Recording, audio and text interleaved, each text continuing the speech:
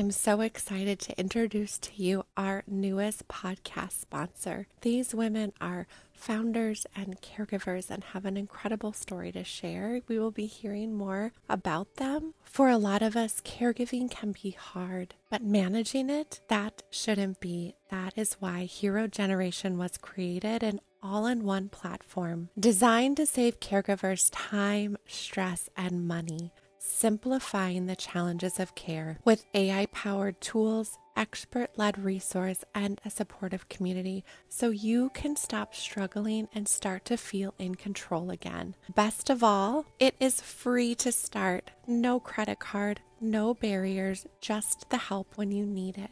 Join now at herogen.co. You do not want to miss the opportunity to be a part of this community.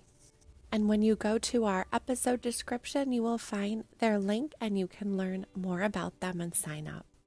One of the greatest challenges for caring for someone living with dementia is finding ways to engage them, something that brings peace and sparks connection. And I've heard countless stories from caregivers and professionals and my own experience how countless moments of familiarity can be a lifeline even on the toughest days. Zinnia TV creates videos designed to meet the unique needs of those living with dementia, whether it is a comfort of nature scenes, familiar music, images that evoked memories. These videos help reduce anxiety and soothe restlessness. For caregivers and healthcare professionals, Zinnia TV is a tool that can make those precious moments easier to find. Visit zinniatv.com to learn more, and we invite you to use the code GATHER20 for 20% off an annual subscription. Caregiving is one of the most profound acts of love, and it can also feel isolating, overwhelming, and uncharted. My guest today is Carlos Olivas, an advocate for Alzheimer's caregivers and mental health awareness, and his journey is very personal, rooted in care and love for his father who is living with Alzheimer's. In this episode, we talk about the meaningful layers of caregiving and how we find strength and community. He has transformed his experience into a mission, serving on the California Alzheimer's Disease and Related Disorders Advisory Committee, working with organizations like Hilarity for Charity, being a part of the Care Squad, the Alzheimer's Association, and caring across generation. And his story is being shared far and wide with his features in 2 different documentaries premiering on PBS. We're going to share all about that. And through storytelling, advocacy, and art, and he is making a difference, making sure that caregivers everywhere feel seen, heard, and supported. Here is my interview with Carlos. Carlos, I've been looking forward to this conversation, time with you, hearing your story, and having everyone else learn from you. So thank you. Thank you for being here. Thank you for having me to let me share my story and how caregiving has impacted me and our family. Yeah, absolutely. Well, first, we have a mutual friend. Well, we have lots of mutual friends. We have a lot of We mutual have a friends. lot of mutual friends, but we have one specific, Carrie Albers. You guys are both on the Hilarity for Charity Care Squad together, right? Yeah, we're both Care Squad members. We are care influencers on social media, Yeah. sharing our story about Alzheimer's and related dementias and the caregiving role that's associated with that as part Right. of family centric Yeah. disease. Oh my gosh. Yes. Well, I am so thankful that, well, A, we all have each other. B, when I told her last night that we were talking today, she was so excited. She was like, oh my gosh, I love Carlos. You're gonna have the best time. So we've got cheerleaders for us here. Yeah, she's a great cheerleader, an inspiration, a voice that is leading the way in expanding awareness and education to the masses on social media. That is huge, Yeah. in my opinion. I never expected to be associated with people like this, looking up to like mentors or even like the celebrities in this little small community that we have. Right, it is. It's so wonderful. And, it's that you guys have all become some of my dearest friends. And I love that we have each other to learn from, encourage, amplify, right? Like all the voices. So I'm looking forward to sharing your story today. I know it's deeply layered, caring for your dad with Alzheimer's, supporting people through different mental health challenges, taking care of yourself, right? That's so much. I'd love to hear from the beginning, how did this role find you? Tell us more of your story. I have to take a deep breath on this one. Yeah. Uh, this role thing I was looking for, it sought me out. It called me up via the phone, and it was actually the my dad's dentist called me and said, "You are the emergency contact on your dad's information, and we have concerns about his health." That's when it all began. Was that call unexpected? I'm sure. Were you anticipating that? Did you have some of your own thoughts and concerns? There was no real concerns. Dad wasn't calling us on our birthdays or certain things like that. But he would always say, "I'm retired. I don't need to have keep track of time, a schedule. I just can be me and do whatever I want on my time." Right. So after that call, what happened? My brother flew in from North Carolina and took my dad to his primary care appointment. Hmm. General practitioner assessed him and gave him a diagnosis of mild cognitive impairment. Hmm. So, like many of us, we had no clue what that was. Right. Yeah. They Oh my gosh. prescribed some medication, and that was it. There was no Right. real step of guidance to what's the next observation to look for, behaviors, the symptoms, if there is a need for a referral to a neurologist or a memory care clinic, or Mhm. even into clinical trials. We were kind of in the dark. Yeah. Like a lot of families, right? Not knowing what to do next. Yeah. Yeah. So what evolved is me moving back home and Hmm. then researching what to do. I took to social media, I took to going through some desperation moments, calling the Alzheimer's Association's 1-800 number in the middle of the night to get to register for a workshop explaining about what dementia is and Alzheimer's and really not knowing what I was getting myself into. Yeah. Yeah. A Then I lot. was led into a caregiver support group. Hmm. And at that time, I felt that I didn't need to have a support group. I Hmm. felt that was for people not like me. Yeah. I thought I thought I had it under control, or at least knew how to navigate this. But the reality was that I was having a mental health challenge. I Mm-hmm. was uneducated, unaware, discombobulated, having a relationship with a person living with mild cognitive impairment at the time, possible Alzheimer's. We didn't know what steps needed to be taken to support our dad. Yeah. So I went to a caregiver support group after months of attempts. Hmm. I walked in there, no one looked like me. I was the youngest, Hmm. and it was mostly female. Yeah.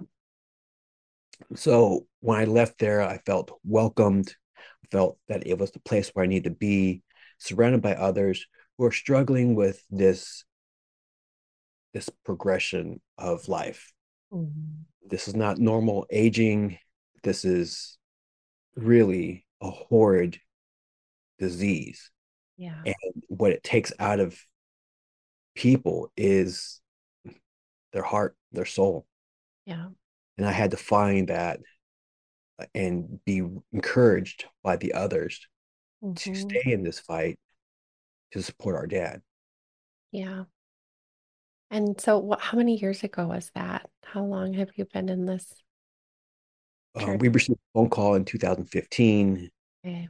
and the conversation between me and my brother led to me making the decision to quit my career, leaving Southern California, and moving back to the childhood home 400 miles away in Yeah. Sacramento, California. Okay. Wow. Big life change. And understandably so that you would be wrestling with a lot of different mixed emotions. Yeah. Yeah. I didn't really understand what it took to Mhm. be a caregiver, let alone just moving back home just to supervise my dad's health or Right. daily living. Yeah. Because the doctor pretty much said, maybe somebody needs to come and and check on him more often. He Mhm. shouldn't be living alone. He shouldn't be driving. He shouldn't be doing all these other things. Yeah. But shoulda, coulda, woulda is a bigger difference than understanding your dad, who's exhibiting some independence, but Mhm. having some deficiencies that resemble some disabilities. At that time, I was unaware of those behaviors, the Right. symptoms. Um, I was balancing multiple responsibilities and obligations, Mhm. being a son, being a father, uh, Yeah. and trying to preserve what I knew what dignity is. Right. And Yeah. at that time, I didn't know what dignity Yeah. was. So how did that evolve for you? I know, we share that language when we talk about caring for someone, right? Having dignity. And for you, how did that definition come to play out in real life? And what have you learned about that, in caring for your dad, but also for yourself? It's a really in-depth question that Hmm. that explores the unlearning of what I knew dignity is.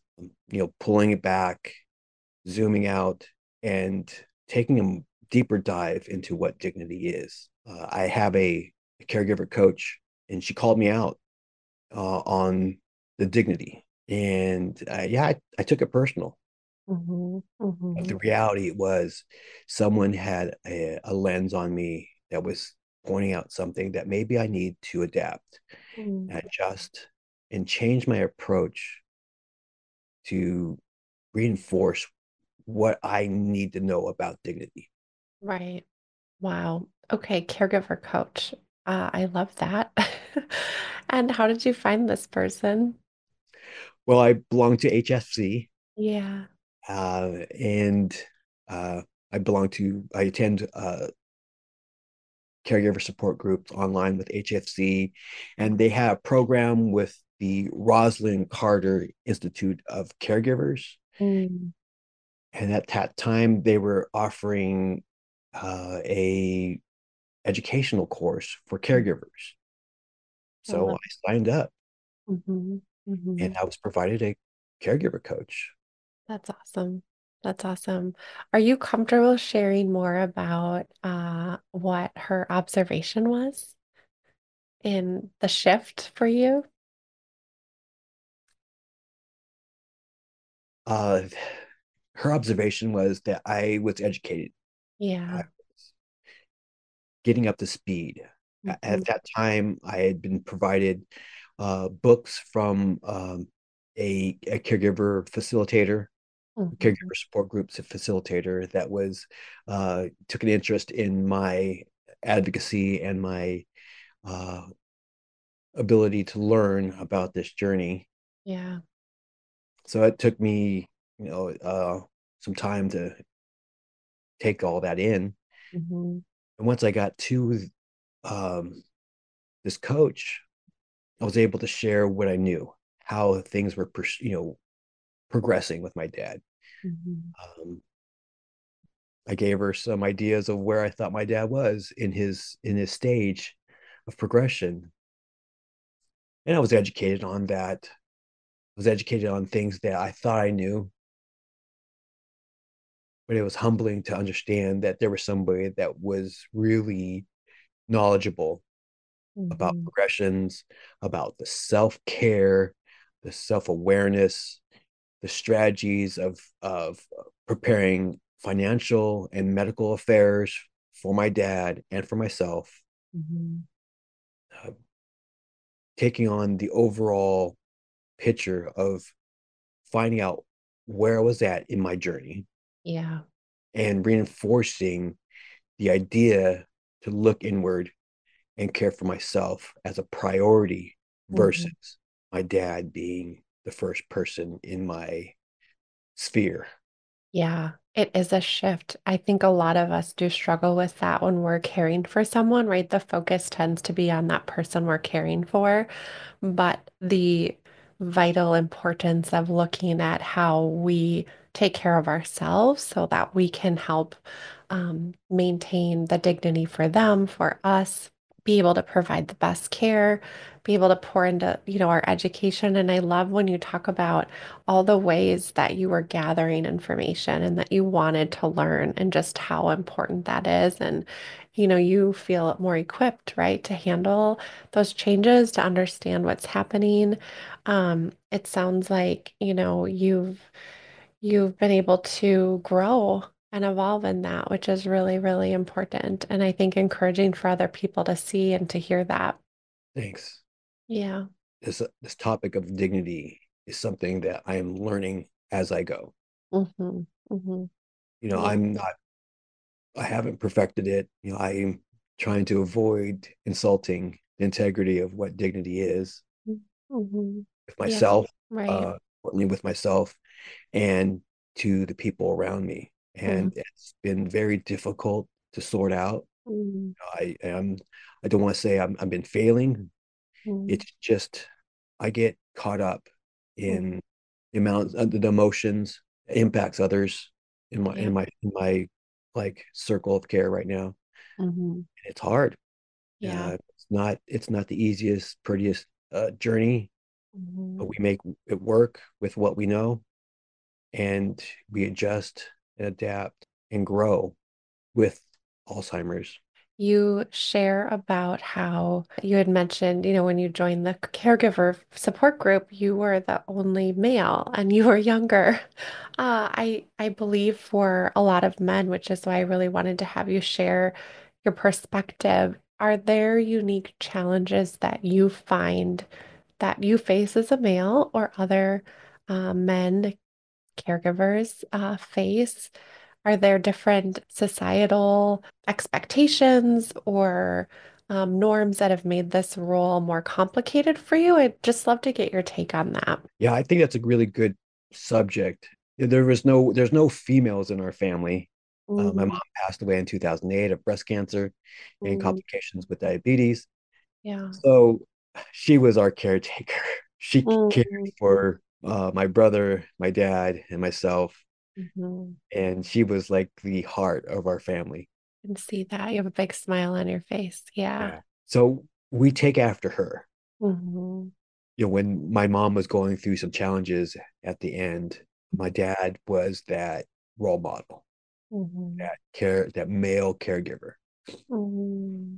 Before the word male caregiver came about, Right. it's just being that husband, loving, dedicated, and Mm, true to the institution of marriage. mm, He exemplified what the task is. yeah. He took it to heart. But I believe, and just as my opinion, dad didn't reach out for help. Hmm. He didn't seek out support from us boys Hmm. when when we feared my mom needed it the most, and he needed it. He really truly needed it. So Mm. I pause because it's emotional. Yeah, it It's is. it tugs at your heart, but it's something that we do out of love. And when caregiving found me, I stepped up because it was something that needed to be done Right. as a family member. I felt it was what we do. We're Mm, we've been exposed to having multi-generational family members in our house. right. We cared for them. We loved on them. Something that we understood. This wasn't out of ordinary. It was just something that families do. So here we are, The expression of that. taking taking on the love that was inspired, influenced by our parents, and Mm-hmm. giving back. A beautiful legacy. Yeah. And one that you'll pass on as well. Do you find that in some of the healing, I'd love for you to talk more about your dad's artwork. I know that that's a big piece of the expression of that, but also having that outlet and being able to share and connect in those ways. Tell us more about how artwork has played a role in this for you. Artwork has been a part of our lives since the beginning of my memory. Mm, My dad has always been a busybody, tinkering in the garage, a handyman, individual that was humorous mhm, and expressive. And he exuded this creativity that I thought was just normal. mhm. I thought everybody's dad was just like this. Ah, I love that. And then you realized, I don't think so. He's kind of special. Yeah. So, I mean, we have artwork from his high school days, college, and throughout his Mm, lifetime. hmm. But there was a time roughly when we got that phone call from the dentist, and it kind of corroborated what was going on in his life. Hmm. He wasn't doing art, he wasn't tinkering in the garage, he wasn't maintaining the yard or even the household, even bills. He wasn't being the person that we know. Mm, So several years there was a gap. It wasn't until after his Alzheimer's diagnosis in 2017 where we adjusted his medications, kind of had a care plan in place hmm. where he started searching out pen and paper, paint, and started drawing on anything he could get his hands on. Wow. It was a good problem to have, Right, right. making sure that he had enough material and tools at his ready so he Right. could have an outlet. And Did then from you? there, it Yeah. evolved. It Oh, evolved and grew, and also shows a lot of decline in his creativity. But it's a part of his daily life. hmm, Anywhere hmm. from 6 to 10 hours a day, he will enjoy this activity of putting color down on paper, creating these geometric, abstract drawings that he will say, "This is my brain." Wow. And that is the story of his artwork right now. It's Hmm. all his brain. It's a part of him expressing his emotions, his love, and his content to be stable in an environment that he's familiar with. Yeah. What a beautiful insight into this progression and process, right? To be able to have a glimpse into what is inside, and he's able to express that. Wow. Yeah, it's for me, it's hard to observe, Hmm. but then I have to practice this gratitude and understand that this is giving him life to Yeah. live. And Wow. it's the beauty that comes out of it. I was reviewing some of his sketchbooks and picking out something that I want to archive, get it scanned, and then possibly print it up. Hmm. Because the idea is he does this art for himself, but what about the community, the people that don't understand what people with living with Alzheimer's do? Right. Yeah. Well, and it's been, I think, having you share your story publicly gives people a glimpse into that, and you and I had exchanged conversation. This was a little while ago about the role of a care influencer and really being in a place of where people are able to connect with you. They're able to see your story. They're able to learn from you. And a part of that, right, is that glimpse. People can learn, people can have the ability to see how you are walking through these moments. For you, was there a time where you knew that you wanted to kind of step into that role or share more publicly to be able to encourage people? I didn't think it was appropriate to share the story Mm. because I didn't know how to go about it. I was on a conference call with an organization out of the UK, and they were it was talking about dementia research, and they paired us into a breakout room, and one of the gentlemen there was a person living with Alzheimer's, and Mm. he was an artist. And I showed him my dad's artwork, and he profoundly just said, "Get your dad on social media." Wow. So it was several months after that where I took a leap of faith and began our journey, showing off our dad and his artwork and our strategies to care for him. The reception was amazing because I had people messaging me that would say, "I never thought of that. I resonate with your dad." They didn't see a male caregiver caring for another male. Yeah. What evolved is the network of other people that are out there that were Mhm. sharing their loved ones. They're sharing their dad. They're Mhm. sharing their experiences. And it was encouraging for me to see others Yeah. doing that. I was encouraged that my dad is special, but Alzheimer's is also special. And it Mhm. needs to gain more momentum in awareness and education. And as an advocate in promoting public health, I felt this was kind of hand in hand. Right. I was able to kind of advocate for public policy and also share the strategies that I'm applying and Mhm. learning with my dad. I'm able to connect with others, expanding my support system. I didn't think I was going to have support on social media, but Here we are. we are Yeah. now. It's I'm able to incredible. communicate with others Mhm. that are inspiring me to learn, Mm. like Carrie Alberts. I mean, I've taken heart to what she says to understand the approach to caring for a person living with a dementia. Right. There's been so many others out there that I had to listen, pause, and take it in because it is beneficial for me. Yeah. I think. And these little nuances I'm able to apply with my dad. And if they don't work, I might put it in the back pocket and try a different time. And I keep on trying and keep on loving my dad Mhm. with this knowledge and the strategies and the education that I'm receiving. The benefits of it is I will have somebody who has journeyed down that path who will give me some accolades, who will lean in and say thank you, showing us how it's done. Mhm.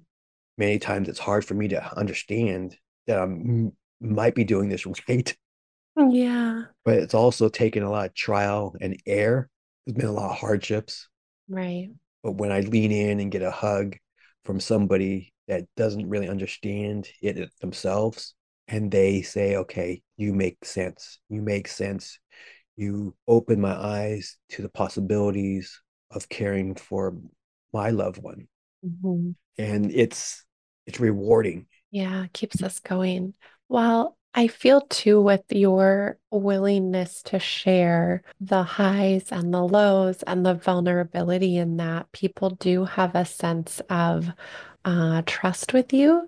And, it's that delicate balance of we've got hard stuff going on, right? And you can see the resilience and the joy in your relationship with your dad and sharing about the care. I feel that people really do connect with that because, Carrie and I have talked about that, to not have that toxic positivity that we say everything is going great all the time or that we know everything because we know that that's not true, right? There's days when one thing works or our approach has to be different. We have to take a step back, kind of refuel who we are. For you, do you find that there are people that you're able to reach out to in those moments? And specifically, I know you do champion the mental health piece. And for you, how are you able to work through some of those challenges and burnout for yourself while sharing it all? That's a lot to unpack on that question. Mhm, mhm. I when you were talking about that, there was an image in my mind of my dad eating and crumbs falling down on him. And one of the aspects is to normalize that. And I'll Mm-hmm. say, "Oh, you too? I got it all over my shirt too." And then he'll look at me and question it along. I've had to learn that, and it's taken a lot to learn. It's taken a lot for me to let go and surrender, because the first kind of thought would be, "Oh no, he's getting it all over the shirt. I'm gonna have to wash it. It's Mhm. the chair's dirty, the floor's dirty. It's like there's all these challenges that can arise, and it can cause some strain and stress. But if I can surrender to that, Mm. utilize some humor, and diffuse any anxiety, any Mm. worry that my dad may be having, and Mm. encourage him to keep on living the way he is, even with stains down his shirt. Right. But it does take a toll on your mental health. I attend caregiver support groups. Hmm. I attend about 5 right now, and Okay. they're different types. Some Right. are weekly, some are bi-weekly, and some are monthly. I'm also an advocate on the Sacramento Walk to End Alzheimer's. I am also part of the public health lobbying side of the Alzheimer's Association. I'm a volunteer on the California's Alzheimer's Advocacy Committee. Hmm. I am also a ambassador for a men's mental wellness group called Into the Dark Blue. That's great. So I surround myself with individuals that are having these challenges as a caregiver. Yeah. Caregiving and mental health are kind of one on one, they're Hmm. equal. It's a challenge to really convey what's going on in your caregiver world, having an outlet, having a therapist to communicate with. Hmm.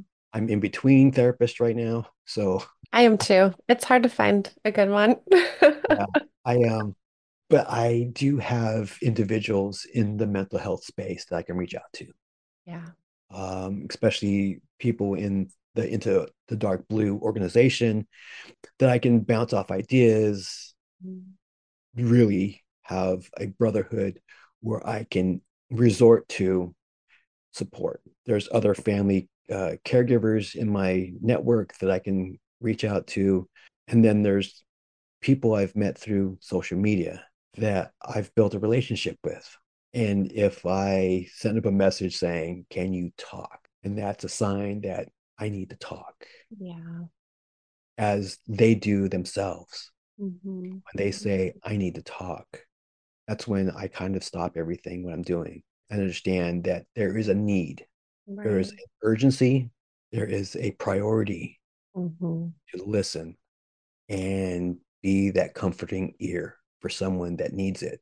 It's helpful for Hmm. me to reach out and say, "I need support." So glad you did that. There was, I believe it was Simon Sinek was talking, and I talk about him a lot, but it takes only 8 minutes to talk to a friend and have that connection and feel a little bit better, right? And to be able to dedicate that time. So I love that you are aware of that, right? And have the intentionality of not only reaching out, but being available when people reach out to you. That means a lot. Yeah. It means a lot, but I'm also not perfect. Sometimes I do disregard my own emotions. Mhm. I go through a whirlwind of chaos and self doubt, and it is very disruptive to me and my family. Yeah. Yeah, they're, you know, my my journey has impacted a lot. Yeah. Has it impacted your children? Yeah, Hmm. it has. Yeah. Our relationship is rough. I only have a daughter, and she struggles with mental health. I Mm-hmm. try to be there as much as I can, but I'm in between dad, myself, and her. It's difficult. It's difficult to sort out yourself, to make yourself the priority, to reinforce self-care practices, to be disciplined in being self-aware, and having a routine of vulnerable spaces to relax. For me, I get hard-headed. I am abrasive.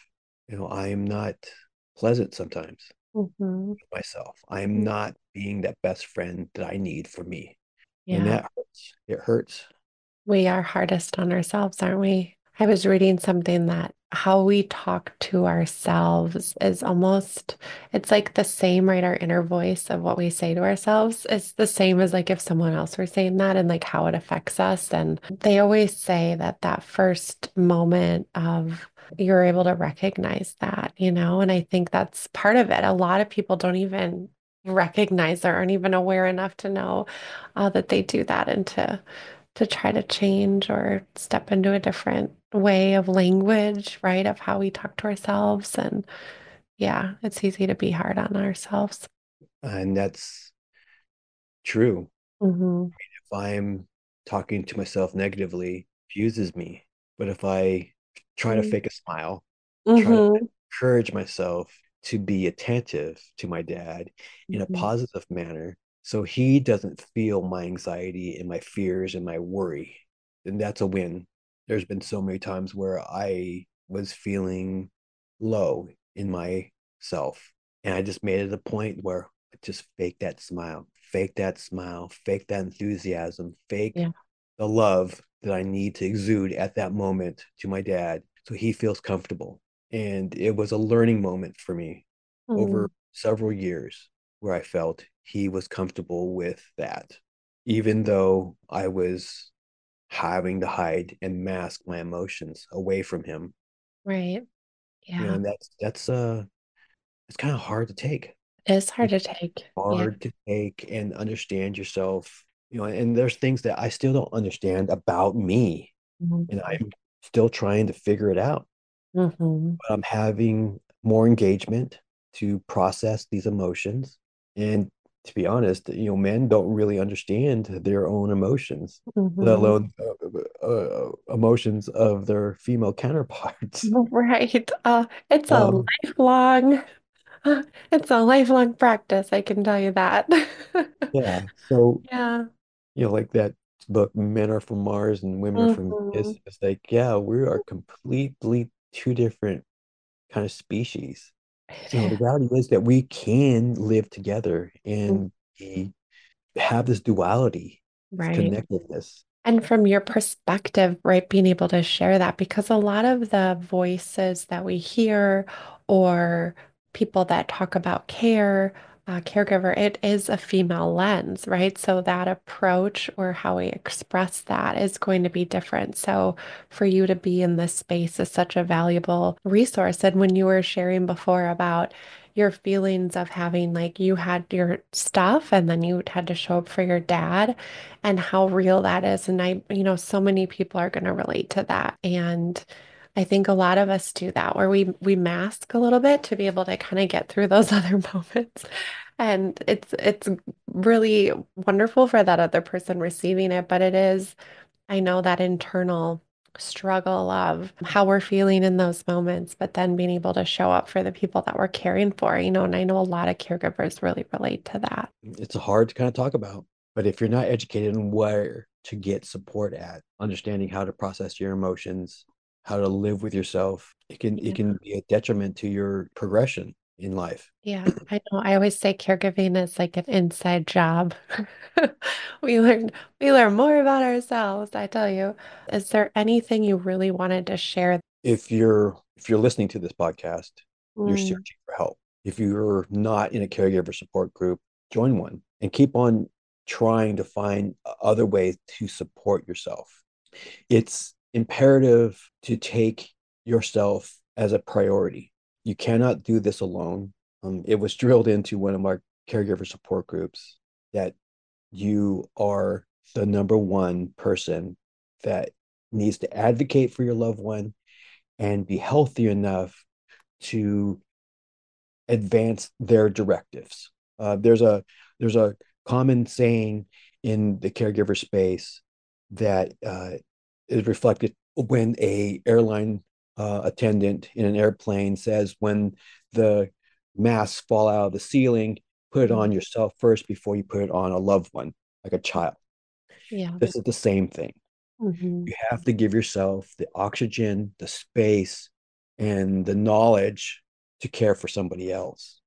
I was not always like that. I'm the one of the persons that wouldn't read the instructions to assemble furniture, and I would just put it together, and then there's just one missing part that holds it all together, and then you have to take it all apart, Yeah. read the instructions, and say, oh, well, this goes here before step number four. It just, it Totally. just, it gives me a headache. And I say this because I've had those headaches. I've had that pain where I might have not followed the path and the journey and the advice. Mm-hmm. I thought I knew best about how to care for my dad, but I didn't listen to somebody that was giving me advice. I didn't listen to my coach. I didn't listen to the facilitators. I didn't listen to the other caregivers in the support groups. And I wasn't listening to my dad. I wasn't listening to his needs. And I say this right now, is that he is telling me and educating me how to care for him. Wow, what a great message. How can we as a community better support caregivers like you? What would you share with us to do that? I think we need more people out there. I don't think there's enough people voicing the need for supporting family caregivers. There is a gap of information that needs to be spread out. I think with the emergence of social media, we are able to do that. We're able to educate, but I believe there's not enough, especially when there's a projected loss of medical professionals who will be trained in dementia and the growing population that's aging with the possibility that they may have a dementia can be very detrimental to our landscape. Our communities could be devastated economically, Mhm. culturally, and really drain the public health system. What do we need? I believe we need more education, more awareness. We need mainstream media. We need politicians and community members speaking up about this. And I'm not sure if you're aware, but California, the second leading cause of death is Alzheimer's. Wow, I did not know that. Thank you for Yeah. telling me that. Wow. In the UK, dementia is the leading cause of death. Mm. In the United States, there's two conflicting rankings. Mhm. The CDC ranks us Alzheimer's and dementia as number six, yet the World Health Organization ranks it as number three. So there's a disconnect, a discord between what we know and what the projected numbers will become. We need more information.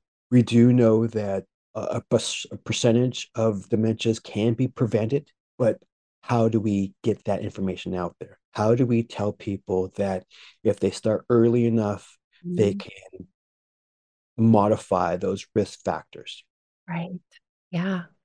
And how do we take that information and apply it to people like my dad? I'm able to encourage my dad to live with some quality of life and to preserve his dignity without him really understanding that he has this disease.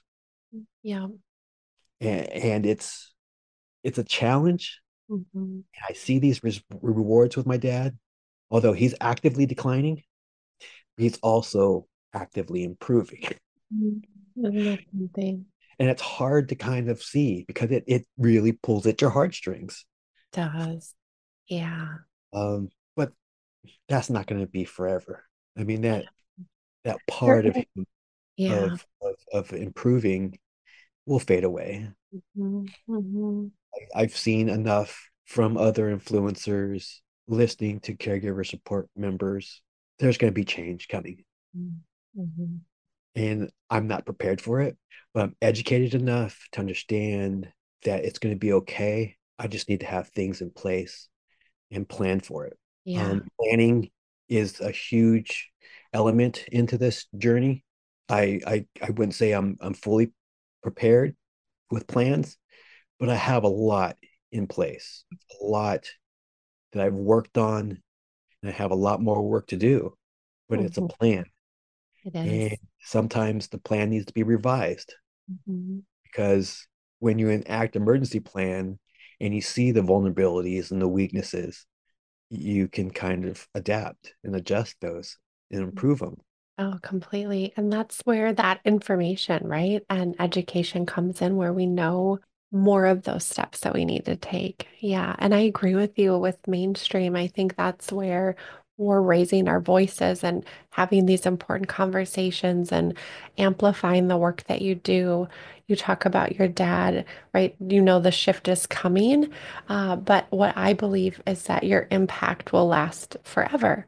Those ripple effects of having caregivers feel seen and um, supported and in love, and your perspective on that is going to be what makes those changes, right? All of us and raising our voices to that. So I'm encouraged by it and I'm hopeful and I'm appreciative of you. And where can we connect with you? Where can we learn more? Tell us how people listening can be able to witness your love in action.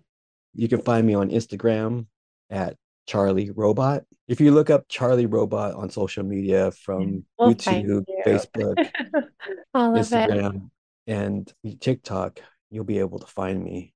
Awesome. You find me and my dad and our journey where we Mhm. talk about art, laughter, daily practices, and the caregiver journey and how we have this caregiver mindset, being Mhm. strong enough to champion our caregiver, our caregiver path, and to do it with the least resistance Mhm. and with as much love as we can. So great. So wonderful. Thank you. Thank you for sharing with us today and opening your heart and your words and your encouragement. I appreciate it so much, and I know everyone else will as well. Thank you. Thank you for having me. Are you looking for more support and community? We sure are. That is why I'm so happy to highlight one of my favorite podcasts in the caregiving community, Confessions of a Reluctant Caregiver, hosted by my friends and sisters Natalie Elliott Handy and JJ Elliott Hill. They offer a unique blend of personal storytelling, expert advice, and candid conversations that shed light on the real life challenges and triumphs that caregivers face. Tune in to Confessions of a Reluctant Caregiver wherever you enjoy your podcasts, or explore more on their website at www.confessionsofareluctantcaregiver.com. Thank you for listening today. If you enjoyed our episode, please subscribe and give us 5 stars. In all honesty, we'd love to hear from you. Thank you so much for listening to our episode.